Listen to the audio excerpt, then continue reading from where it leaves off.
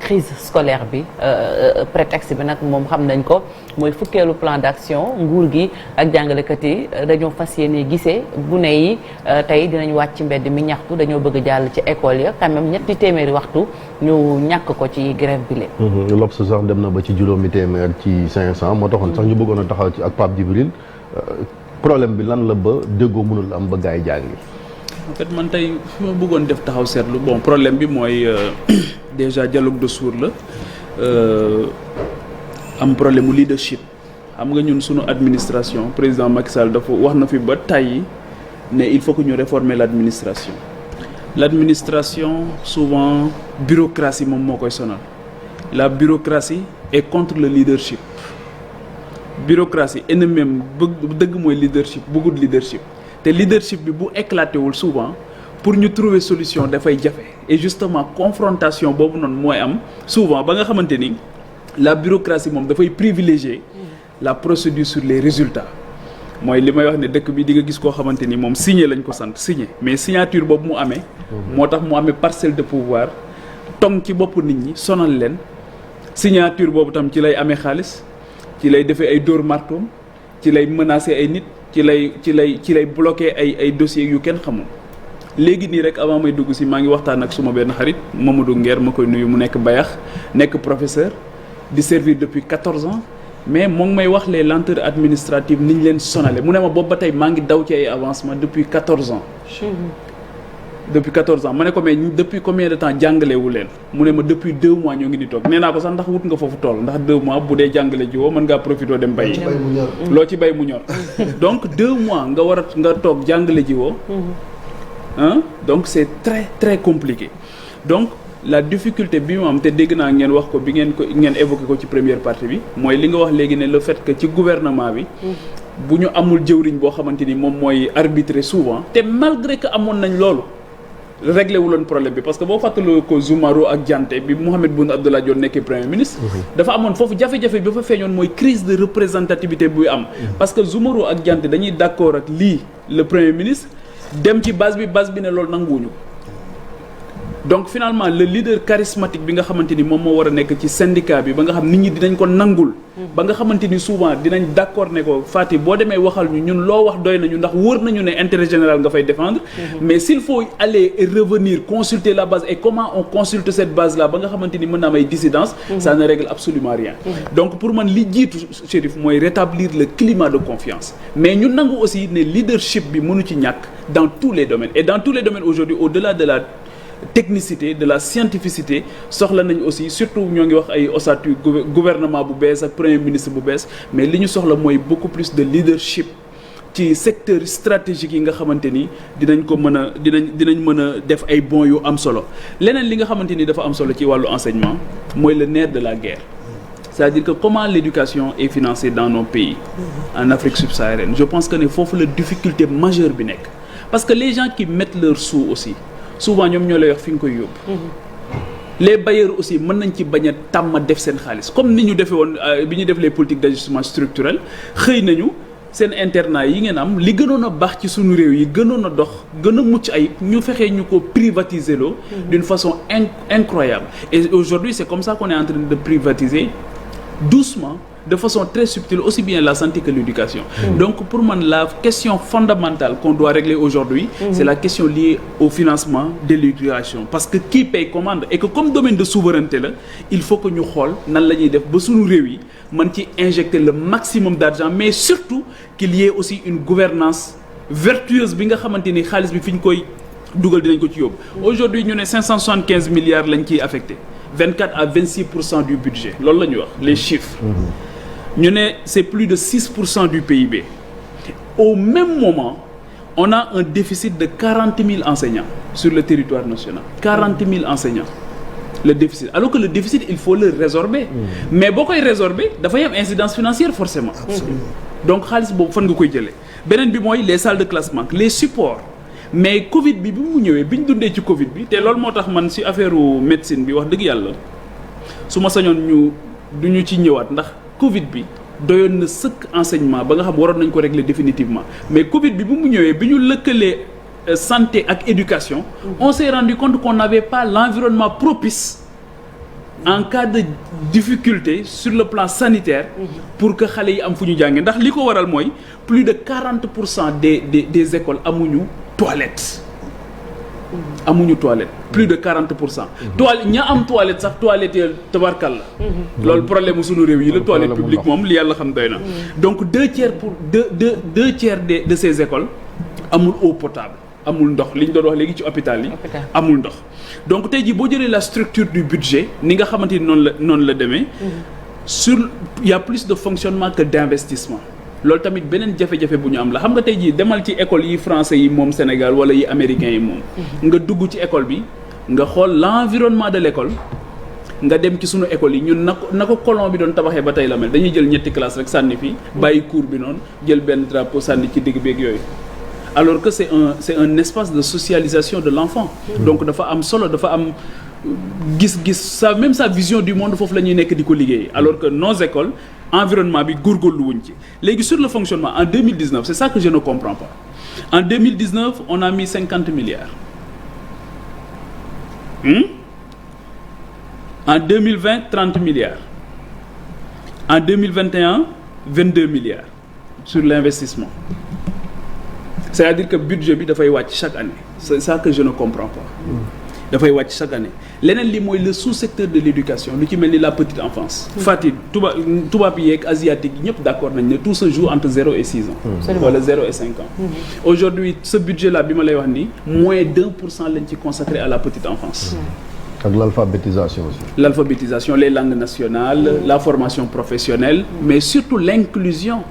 mooy xale yi nga xamante ni tey dañuy juddu ak laago wala soit ñu am yeneen jafe-jafe ñooñu nan lañ leen di bàyyee xel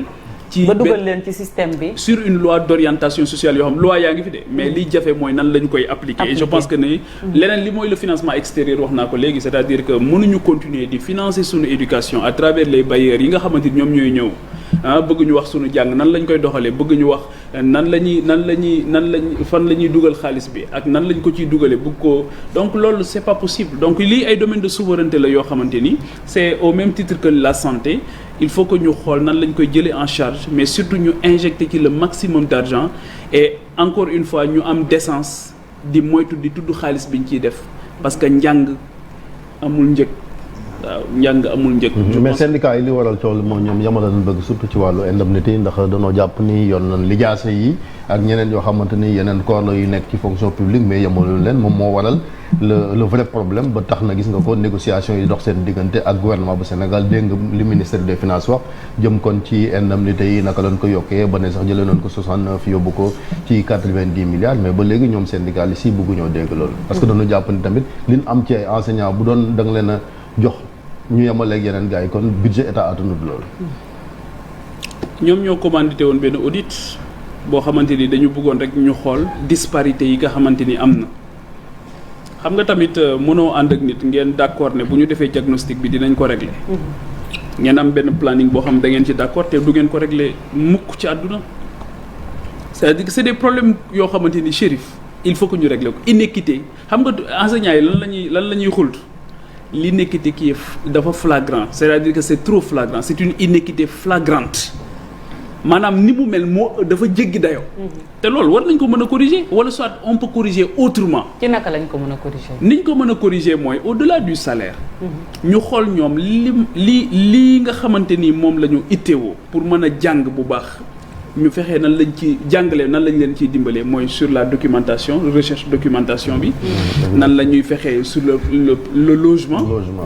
nan la ñuy fexee ba am sur le transport ba nga xamante ni ñi nekk ci ay conditions keroog rek bi ñu defee fii émission vendredi ba pare où je parlais de la situation de certains enseignants yoo xam man maa ko gis yoo xam dañ leen a affecté ci dëkk ñu dem amuñu fu ñu dëkk ñu wutal leen mbaar ci biir école bi am ku ma confirmer ne ma ay hutte ne ma ci seen dëkk moom ay hutte la ñu mujjoon defal enseignants yi ñu dëkk ci c'est incroyable léegi nan ngay def ba xam nga salaire tamit loolu rek la salaire mooy nan la ñuy def ba mu mën a couvrir sa dignité humaine dignité humaine boobu noonu bokk na ci li koy couvrir mooy nga am un toit décent mooy boo feebaree mën a faju sa jabar bu feebar ndax mënoo di jàngale ji bàyyi sa jabar mu soxla gynécologue rek mënu ko consulter sa doom feebar mënul ta faju lii mooy li flagrance bi et au même moment lii may wax ne dañu am un problème de distribution des ressources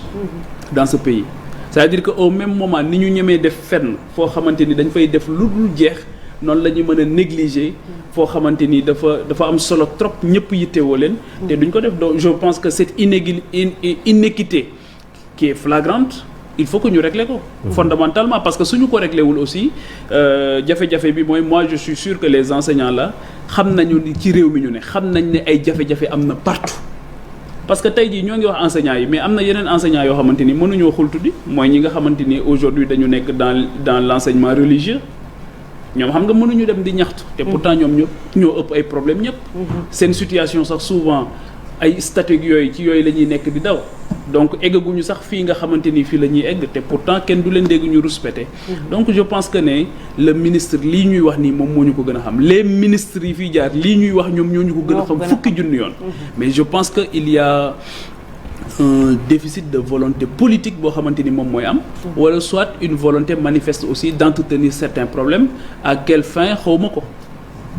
on ne règle pas les problèmes. Il y a la pression sociale xale yi ñoom seen bopp ñoom ñoo wàccal seen xam nga lii rafetul lii dañu bëgg a jàng parents yi ñu ngi def pression et pourtant les négociations ba léegi mi ngi bloqué wu entre les syndicats et le gouvernement. Quelle solution de sortie de crise parce que fi mu nekk luy jot na 500 heures perdues c'est énorme est-ce que l'année n'est pas même invalide en ce moment. Même bu ñu ko sauver xam nga li ñu naan sauver année même bu ñu ko sauver dégâts yi après lañ koy gis xam nga on est en train de sacrifier une génération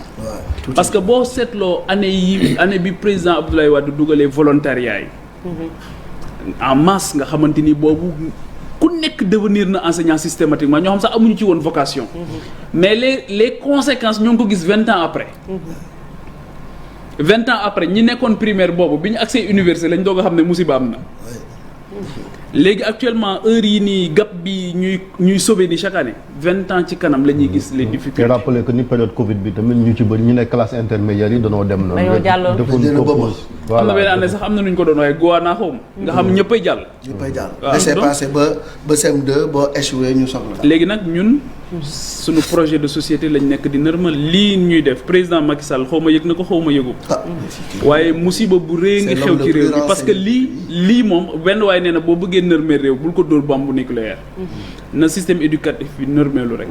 mais aussi su nërmalee rek lépp comme ay ak ñoom ñëpp c'est des acteurs que ça soit le gouvernement les syndicats même si seen revendication yi légitime na mais ñoom it est-ce que benn moment wala ñoo lâcher du lest li ñu waxee comme am na négociation pour xool naka la ñuy kii école parce que bu fekkante dañu braqué wu c'est pas bien pour l'avenir de l'école. xam nga man li may njëkk a invité foofu balaa ñuy jeexal mooy la gouvernance gis nga xaalis bi gars yi di ci dugal nañu xool fu xaalis bi jëm nañu auditer ce ministère là ce serait très bien ñu auditer ko ba pare doog a def buñ jàngat beneen boo xamante ni correction bi ñu ci war a def parce que il faut une mission de correction les enseignants moi je suis sûr que c'est aussi des parents d'élèves te xanaa kenn du scier branche bi nga xamante ni ci nga topp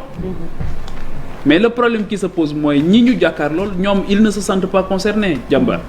seen njaboot nekkul ci système bi. est-ce que war nañ leen ci topp raison de plus. waruñu leen ci topp mais aussi am na ci loo xamante ni yow ki la fi teg nii ngay liggéey bu ko warlu woon ak yow doo ñëw de. wala morso bu xonq ngay takk taxaw ci buntu bi. mënuloo xeex pendant plusieurs mois. ba pare ak yi nga war a am amoo ko nga ne naa bàyyi sa. non le gouvernement dit qu'il fait des efforts. waaw mais bu leen fàtte ni ay accords yu ñu signé woon 2018 la woon lañ signé woon 2018 la. xam nga Chérif deuxième partie bi xam nga Chérif les gens xam nga Chérif ñoom avec l'invité on va en parler. ba pare fàtte xam nga ñoom ils savent yow xam nga man xam naa ne le gouvernement quand il veut il ne fait pas d'effort il le fait. très bien. lu mu bëgg a def ko très bien sunu invité lu ñu deful rek daf leen neex en réalité. c'est ça dañuy continuer waxtaan bi sax Pape Djibril parce que Abdoulaye Ndoye bu CUSEMS la ñuy dalal.